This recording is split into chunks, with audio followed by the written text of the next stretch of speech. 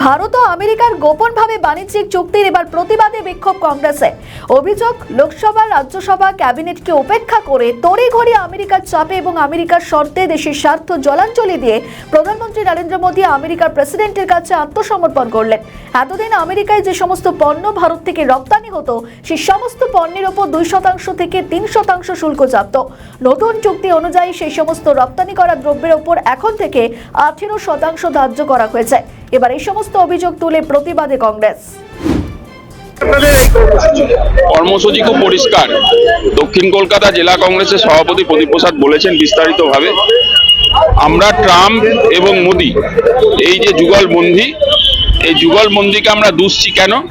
Indo US trade ডিলের নাম করে ভারতের যে অর্থনীতি সেটাকে হাতে তুলে দিয়েছে ট্রাম্পের পদলেহন করে হাত পা ধরে ভারতের মানুষের ওপরে কি করেছেন না, ভারতীয় যে গুডস অর্থাৎ মানে যে ভারতীয় যে জিনিসপত্র তার উপর 18% শুল্ক চাপিয়ে দিয়েছে ট্রাম্প, যেটা 3%-এর কম ছিল।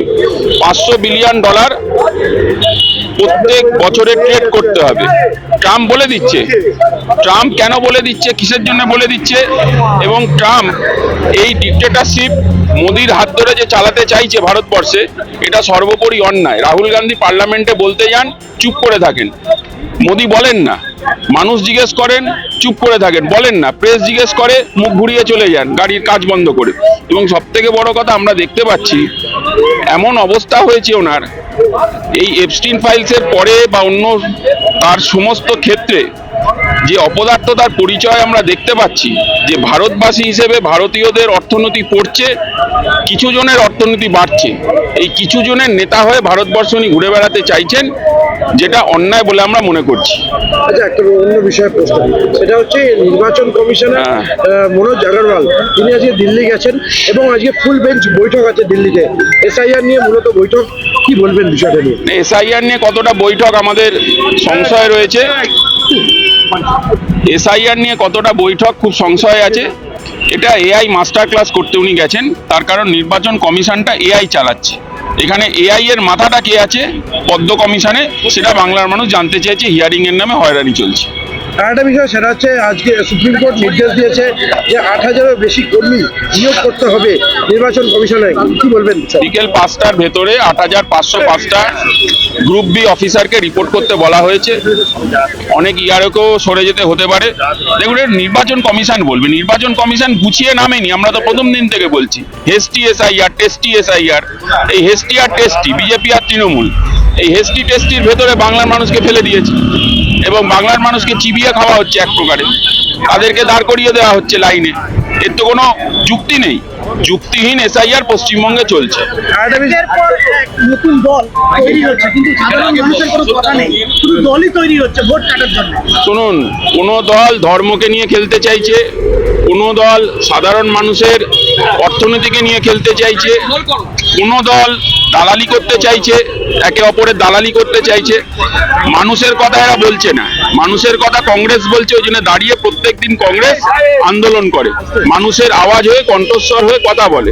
এটাই হলো আমাদের সাথে বাকিদের ডিফারেন্স। হুমায়ুন কবিরের শ্বশুর এবং মেয়ে সহ তার ভাই সহ একাধিক লোককে আজকে আর্থিক তছরূপের ঘটনায় তাদের বাড়িতে রেড হচ্ছে, লক্ষ লক্ষ টাকা উদ্ধার হচ্ছে। কি বলবেন বিষয়টা? এইগুলো নিয়ে মুখ্যমন্ত্রী বলতে পারবেন ভালো, নরেন্দ্র মোদী বলতে পারবেন, বাকিরা কেউ বলতে পারবেন না। আর যদি কিছু বলতে পারে তাহলে শুভেন্দু সেন বলে একজন আছেন, ওই তো বললাম তো, শুভেন্দু অধিকারী এগুলো বলে দেবেন কি আছে না আছে।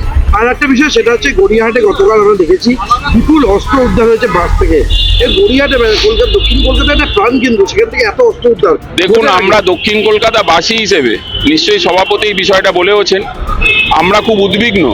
দক্ষিণ কলকাতায় বোমা গুলি, রাসবিহারী কেন্দ্রে 90 নম্বর ওয়ার্ডে বোমা গুলি উদ্ধার হচ্ছে। কোথা থেকে এত অস্ত্র আসছে দক্ষিণ কলকাতায়? আমরা ইনসিকিউর ফিল করছি। পুলিশ অ্যাডমিনিস্ট্রেশনের থেকেও নাকি শুনছি তাদের কাছে ভালো ভালো অস্ত্র আছে। হয় পুলিশকে ভালো অস্ত্র দেওয়া হোক এবং তাদের হাত পা খুলে যাতে কাজ করতে পারে তার ব্যবস্থা করা হোক। দেশের লোকসভা, দেশের রাজ্যসভা, মন্ত্রিসভার ক্যাবিনেটকে উপেক্ষা করে নরেন্দ্র মোদী সরকার 140 কোটি মানুষের প্রধানমন্ত্রী, দেশের প্রধানমন্ত্রী আজকে আমেরিকার প্রেসিডেন্ট ট্রাম্পের কাছে কোন শর্তে আজকে তাকে স্যারেন্ডার করলেন? আজকে সম্প্রতি আমেরিকার সঙ্গে বাণিজ্য চুক্তি হয়ে গেল। ট্রাম্প আমাদের বলে দিচ্ছে যে রাশিয়া থেকে আমরা তেল কিনতে পারবো না, যদি রাশিয়া থেকে তেল কেনা হয় তাহলে তার নজরে থাকবে, তাহলে আবার ট্যারিফ বসিয়ে দেবে।